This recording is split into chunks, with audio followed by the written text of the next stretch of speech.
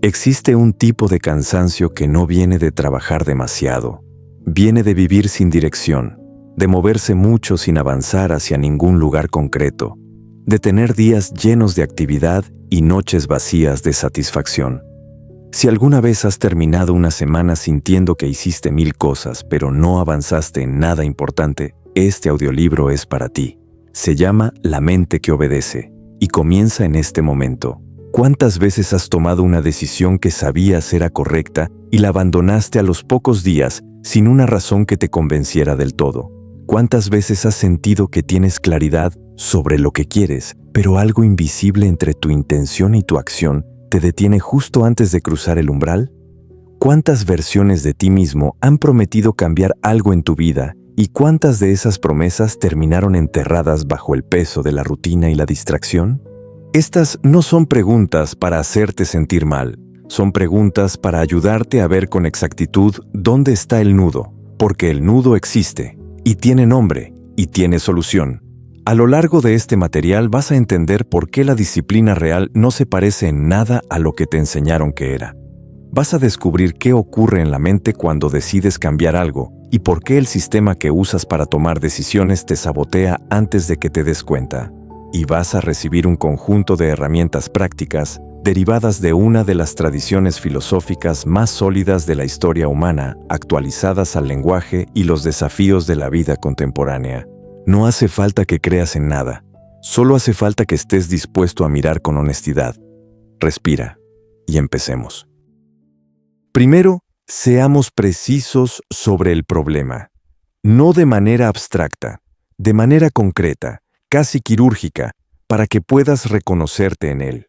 El costo más alto de vivir sin disciplina mental no es la falta de productividad. No es perder dinero ni perder tiempo, aunque ambas cosas ocurren. El costo más alto es algo más profundo y más difícil de cuantificar. Es la pérdida gradual de la confianza en uno mismo. Cada vez que te propones algo y no lo cumples, cada vez que cedes ante el impulso en lugar de sostener la decisión, cada vez que negocias con tu propio compromiso y sales perdiendo, se deposita en algún lugar de tu mente una evidencia en tu contra, una pequeña prueba de que tus palabras no pesan, de que tu voluntad no alcanza, de que eres de los que empiezan pero no terminan. Esa evidencia no se acumula de golpe, se acumula gota a gota, durante meses y años. Y llega un momento en que no es solo un hábito fallido o un proyecto abandonado, es una identidad.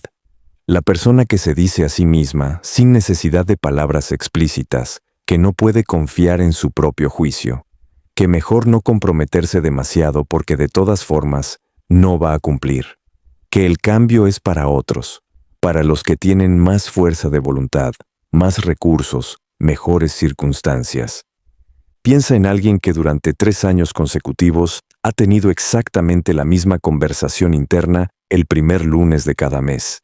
Esta vez sí, esta vez es diferente, esta vez voy a levantarme más temprano, voy a dejar de posponer, voy a terminar lo que empiezo. Y 3 semanas después, la conversación se archiva y la vida sigue exactamente igual. No porque esa persona sea débil por naturaleza, sino porque está usando una estrategia que nunca ha funcionado para nadie. Intentar cambiar el comportamiento sin cambiar el sistema que produce ese comportamiento. El sistema que produce tus comportamientos no vive en tu voluntad consciente. Vive en tus automatismos, en las respuestas que tu mente ejecuta antes de que tengas tiempo de deliberar, en los patrones de reacción que se instalaron tan temprano o tan repetidamente que ya no los reconoces como elecciones. Los ves como quien eres. Y cuando algo que parece ser quien eres entra en conflicto con lo que quieres llegar a ser, el cambio no se produce por un acto de fuerza bruta. El cambio se produce por una comprensión profunda de cómo funciona ese sistema y por la modificación intencional de sus piezas fundamentales. El costo de no entender esto es una vida entera de esfuerzo intermitente sin acumulación real. Un ciclo de motivación y colapso, de arranques y abandono, de claridad seguida de niebla. Y ese ciclo no termina añadiendo más disciplina al mismo sistema que ya está fallando. Termina cuando entiendes el sistema, cuando ves sus engranajes con claridad y cuando construyes algo diferente en su lugar. Ahora, el reencuadre. El problema no es que te falte fuerza de voluntad. El problema es que entiendes mal qué es la fuerza de voluntad y por eso la usas de manera equivocada. Durante décadas, la noción popular de disciplina se construyó sobre una metáfora de guerra interna.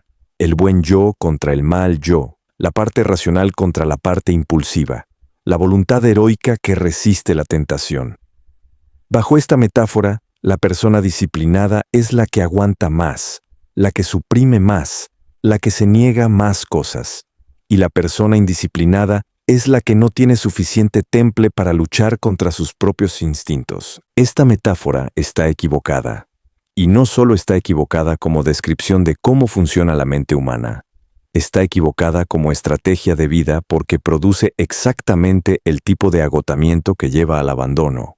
Lo que la investigación sobre comportamiento humano muestra consistentemente es que la fuerza de voluntad funciona como un recurso que se agota. No es una capacidad ilimitada que simplemente requiere más determinación. Es un estado mental que se degrada con el uso. Cuanto más decisiones difíciles tomas en un día, cuanto más resistes impulsos, cuanto más suprimes deseos, más se reduce la capacidad de seguir haciéndolo en las horas siguientes. Las personas que parecen más disciplinadas desde fuera no son las que más batallan internamente, son las que han diseñado sus circunstancias de manera que batallan menos. Aquí está el reencuadre fundamental. La disciplina no es la capacidad de resistir. La disciplina es la capacidad de diseñar, de construir un entorno, una rutina, un conjunto de condiciones de vida que hagan que el comportamiento correcto sea el más fácil y el más natural. No el que requiere más esfuerzo, sino el que requiere menos fricción. Los estoicos griegos y romanos, que son el fundamento filosófico de este material, no predicaban el ascetismo del sufrimiento deliberado como un fin en sí mismo. Predicaban la claridad sobre lo que uno puede controlar y sobre lo que no puede controlar, y la concentración de toda la energía disponible en el primer grupo. Lo que puedes controlar siempre, tus pensamientos, tus respuestas, tus decisiones, tus interpretaciones. Lo que no puedes controlar nunca del todo, el resultado externo de tus acciones, la opinión de los demás, los eventos del mundo, el comportamiento de las otras personas. Esa distinción, aplicada a la vida cotidiana, es liberadora de una manera que pocas ideas lo son, porque elimina de un golpe toda la energía que se gasta en intentar controlar lo incontrolable y la redirige hacia el único territorio en el que el esfuerzo produce resultados reales, el interior. El problema de la mayoría de las personas no es que no se esfuercen, es que se esfuerzan en la dirección equivocada. Se esfuerzan en cambiar las circunstancias externas antes de haber cambiado los patrones internos que producen esas circunstancias. Se esfuerzan en controlar lo que otros piensan de ellos en lugar de construir una relación más sólida con lo que ellos mismos piensan de ellos. Se esfuerzan en buscar motivación externa en lugar de construir sistemas internos que funcionen independientemente del estado emocional del día. La disciplina que funciona no es dramática, no se ve desde fuera como una batalla heroica. Desde fuera se parece más a una calma sostenida, a una constancia tranquila, a una persona que sencillamente hace lo que dijo que iba a hacer. No porque sea excepcional, sino porque construyó las condiciones para que hacerlo sea lo más natural del mundo. Ese es el sistema que vamos a explorar ahora. El primer elemento es la claridad sobre lo que realmente importa. Esto parece obvio, pero raramente lo es. Muchas personas tienen una lista larga de cosas que les importan, de objetivos que persiguen, de áreas de vida que quieren mejorar simultáneamente. Y esa lista larga no es señal de ambición, es señal de confusión, porque la atención humana no se multiplica, se divide. Y la atención dividida entre 10 prioridades equivalentes produce resultados mediocres en todas ellas. Los estoicos tenían un concepto para esto. El telos, el propósito fundamental que orienta todas las acciones.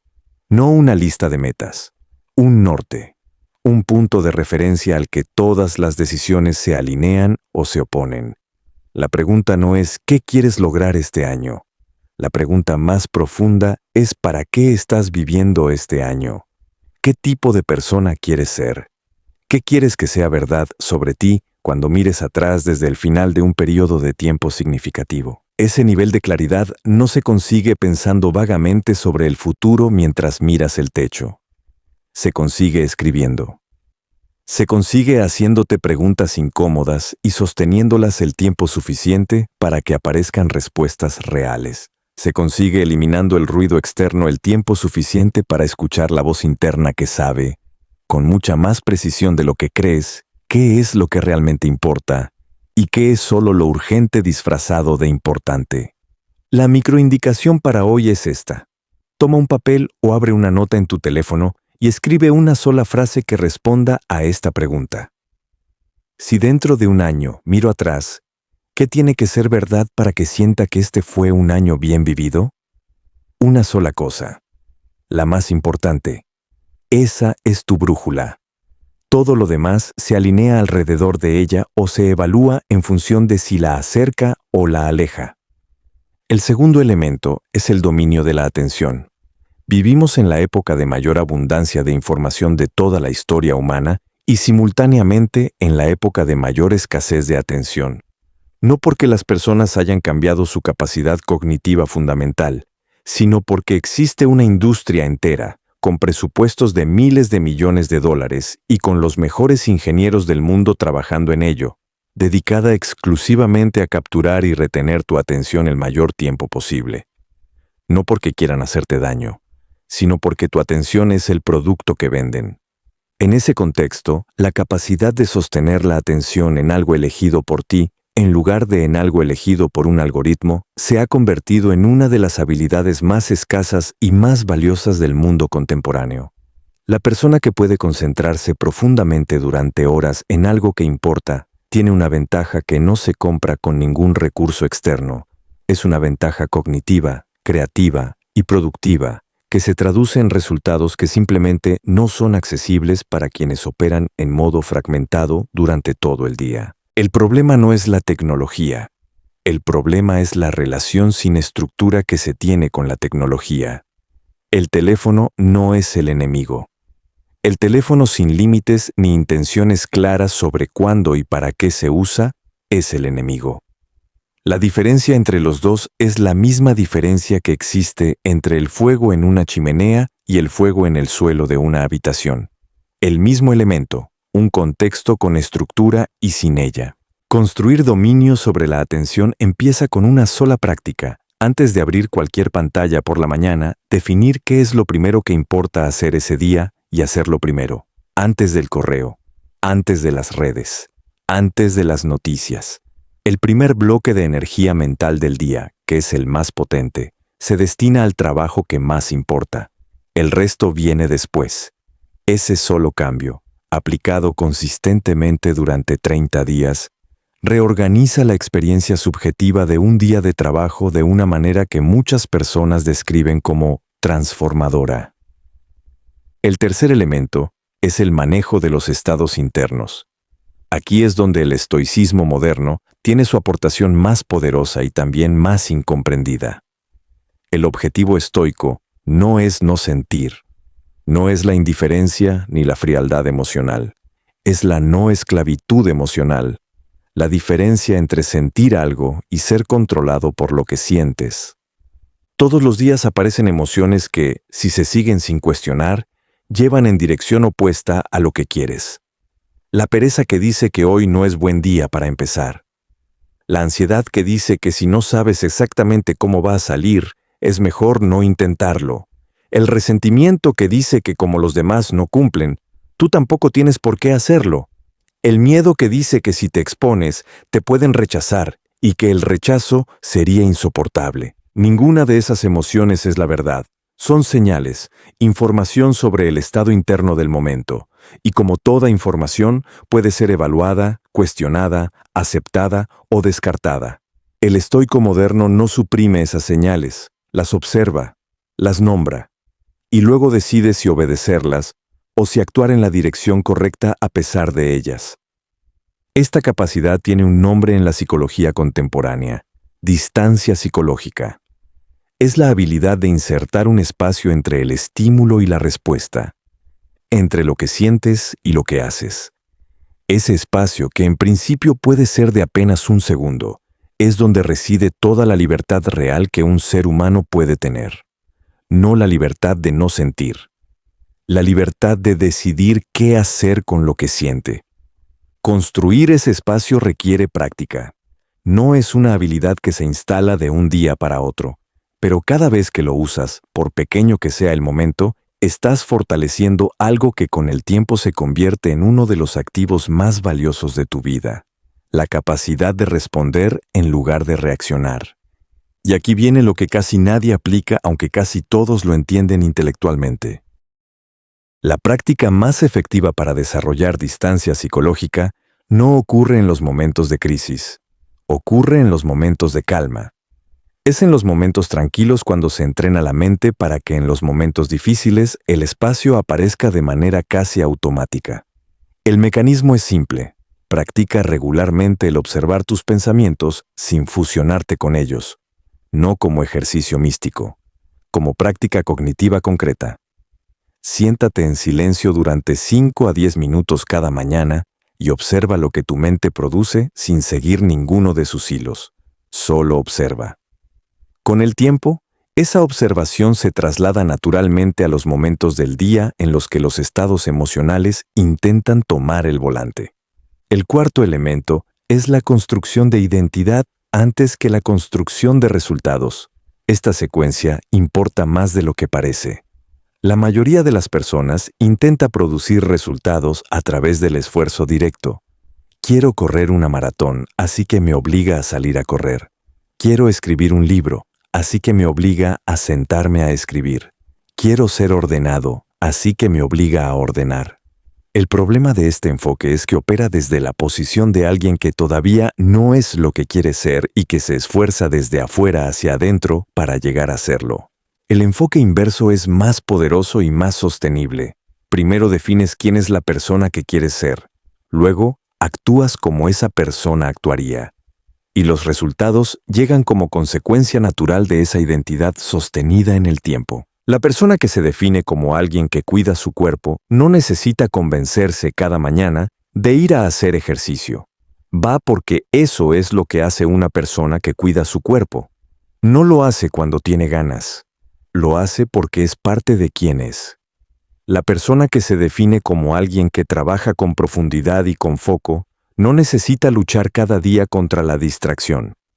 Elimina las distracciones porque eso es lo que hace a alguien con esa identidad. Este no es un truco de autoengaño. Es la comprensión de que la identidad precede al comportamiento y que el comportamiento sostenido solidifica la identidad.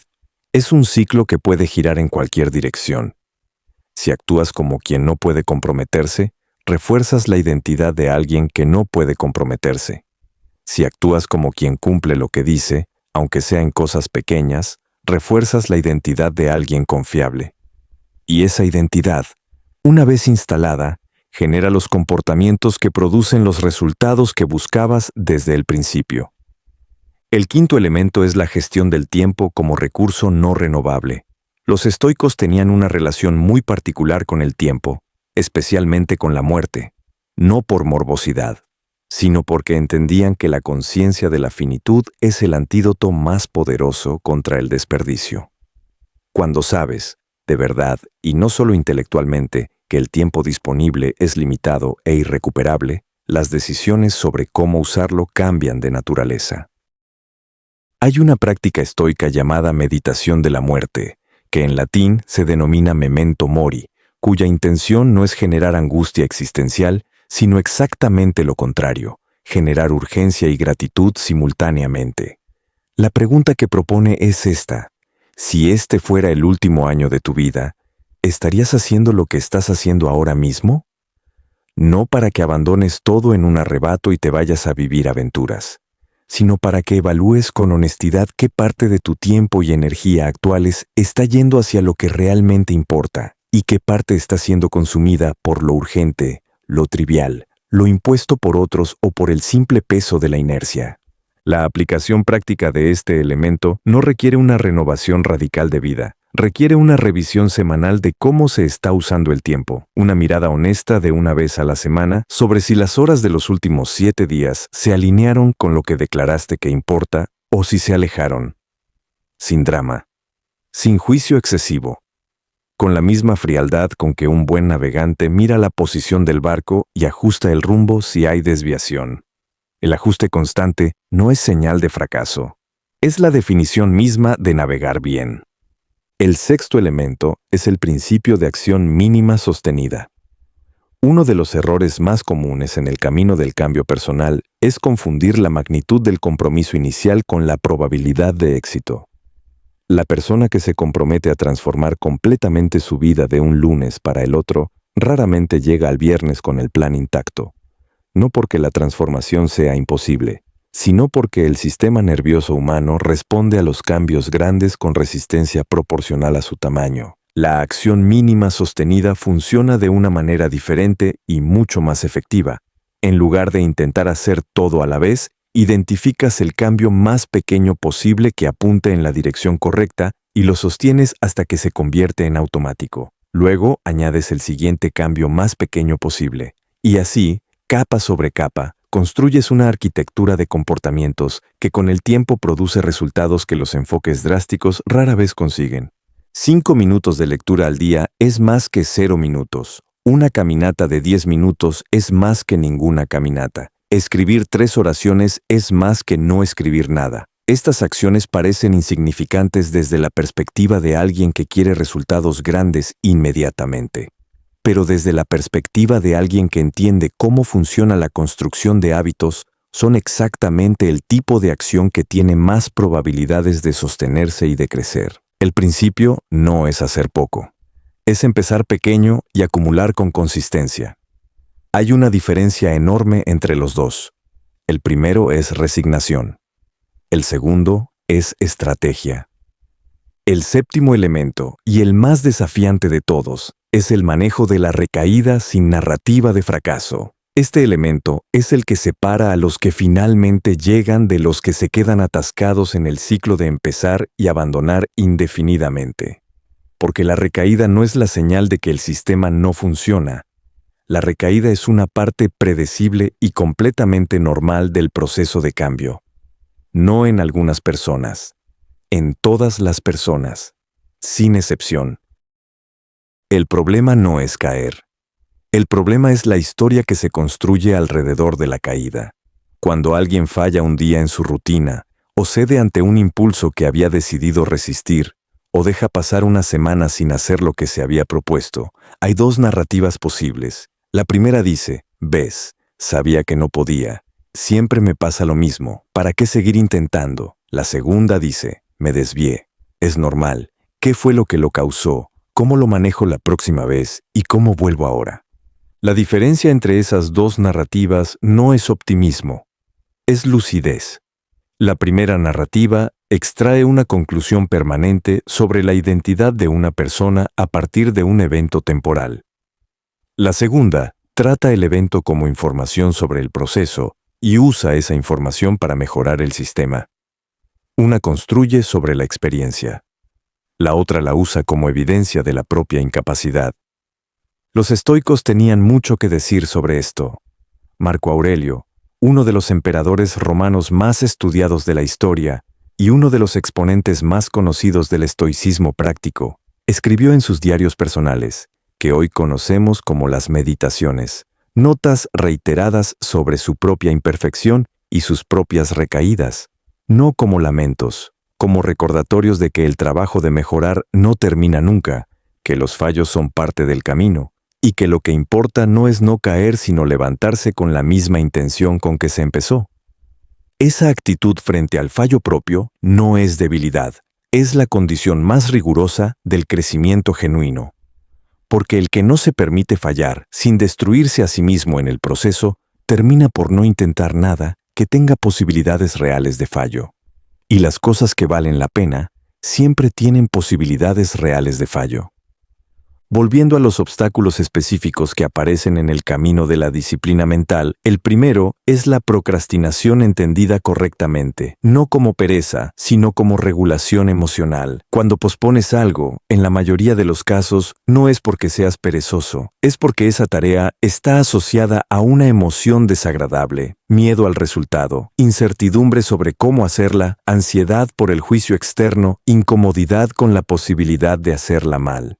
Y el cerebro, en su función de protegerte del malestar inmediato, te dirige hacia algo más agradable.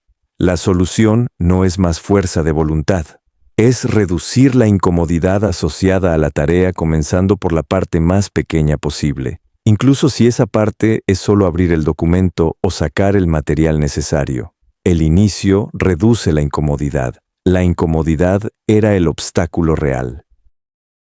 El segundo obstáculo es la comparación como saboteadora del proceso. Vivir en un entorno de visibilidad constante hace que la comparación sea casi inevitable. Ves los resultados de otros, que siempre se muestran en su versión más favorable, y los comparas con tu proceso, que estás viviendo desde adentro con todos sus tropiezos e incertidumbres. Esa comparación siempre será injusta, porque estás comparando su exterior con tu interior. Y siempre producirá la misma consecuencia. La sensación de que estás atrasado, de que no eres suficiente, de que los demás tienen algo que a ti te falta. El antídoto estoico para esto es la referencia interna. Te comparas con quien eras ayer, no con quien es el otro hoy. La única vara de medida que te da información útil sobre tu progreso es la distancia entre tu punto de partida y tu punto actual. Todo lo demás es ruido que consume energía sin aportar nada. El tercer obstáculo es la sobreestimulación como estado por defecto. El cerebro humano no fue diseñado para el nivel de estimulación al que está expuesto en el mundo contemporáneo. La cantidad de estímulos, de información, de demandas de atención simultáneas que se procesan en un día promedio es sin precedentes en la historia de la especie. Y ese nivel de sobreestimulación tiene un efecto directo sobre la capacidad de pensar con claridad, de sostener la atención y de tomar decisiones que se alineen con los valores y objetivos más profundos. El tiempo de silencio intencional no es un lujo espiritual, es una necesidad cognitiva. El cerebro necesita periodos de baja estimulación para consolidar información, procesar experiencias y acceder a los niveles más profundos del pensamiento propio. Las personas que hacen cosas notables en cualquier campo no son generalmente las más conectadas, las más al día con las tendencias, las que consumen más información. Son las que han aprendido a proteger bloques de tiempo y espacio mental de la sobreestimulación para que el pensamiento profundo pueda ocurrir. Hagamos una pausa ahora. Solo 20 segundos. Cierra los ojos si puedes. Respira profundamente y deja que el aire entre despacio, llenando primero el abdomen y luego el pecho. Sostén 2 segundos. Exhala lentamente, 2 veces más despacio de lo que inhalaste. En este momento, tu única tarea es estar aquí, no en la lista de cosas por hacer, no en la conversación de hace un rato, no en el problema de mañana, aquí, ahora, este segundo. Nota cómo se siente ese espacio. Esta es la forma en que la mente más capaz que tienes disponible trabaja cuando se le da la oportunidad. Abre los ojos. Continuemos. Llegamos al cierre, y antes de terminar quiero resumir con precisión lo que llevas. La primera idea que debe quedarse contigo es que la disciplina no es un rasgo de personalidad con el que se nace. Es una habilidad que se construye con el diseño correcto del entorno y de los sistemas personales. Las personas que parecen más disciplinadas desde fuera no son las que más batallan, son las que menos necesitan batallar porque han construido las condiciones para que el comportamiento correcto ocurra naturalmente. La segunda idea es que lo que puedes controlar siempre es más valioso que todo lo que no puedes controlar nunca. Tus pensamientos, tus respuestas, tus interpretaciones, tus decisiones sobre cómo actuar frente a cualquier circunstancia. Ahí está toda tu agencia real. Concentrar la energía en ese territorio y soltar la expectativa de controlar lo que está fuera de él no es resignación. Es la estrategia más eficiente disponible para cualquier ser humano en cualquier circunstancia. La tercera idea es que la identidad precede a los resultados. No eres alguien que intenta correr, eres alguien que corre. No eres alguien que intenta ser disciplinado, eres alguien que opera con disciplina. Esa diferencia, mantenida con consistencia en los comportamientos cotidianos, produce una solidificación de identidad que a su vez genera los resultados que antes parecían inalcanzables. La cuarta idea es que la atención es el recurso más valioso y más amenazado de tu vida contemporánea. Lo que eliges atender determina lo que piensas. Lo que piensas determina lo que sientes. Lo que sientes determina lo que haces. Y lo que haces de manera repetida determina quién eres. La cadena empieza en la atención. Quien controla la atención, controla el rumbo de su vida. Y la quinta idea es que la recaída no es el fin del proceso, es parte del proceso. La persona que vuelve después de caer, sin narrativa de fracaso y con la misma intención con que empezó, está demostrando un nivel de madurez y de resiliencia que los que no caen nunca porque nunca intentan nada difícil, jamás tendrán que desarrollar. Cada regreso fortalece el sistema. Cada regreso es una prueba de que la dirección elegida es más fuerte que el obstáculo encontrado. Si llegaste hasta aquí, cumpliste algo importante. Te diste el tiempo de escuchar algo que requería atención sostenida en un mundo que la fragmenta constantemente. Eso no es un gesto pequeño. Es exactamente el tipo de comportamiento que construye, decisión a decisión, la vida que quieres tener. Si este material encendió algo en ti, si reconociste en algún punto de este camino algo que has estado esperando escuchar de una manera que tuviera sentido, hay algo concreto que puedes hacer ahora mismo. Escribe en los comentarios la frase con la que empezamos. Hoy elijo lo que pienso y lo que hago. No porque sea un ritual vacío, sino porque declarar una intención en público es el primer acto de un compromiso privado. Y los compromisos declarados tienen más peso que los que se guardan en silencio. Si quieres seguir construyendo esta base, suscríbete. Cada entrega en este canal está construida con el mismo propósito, darte herramientas reales, sin adornos innecesarios, para que vivas con más claridad, más intención y más libertad. Nos escuchamos pronto.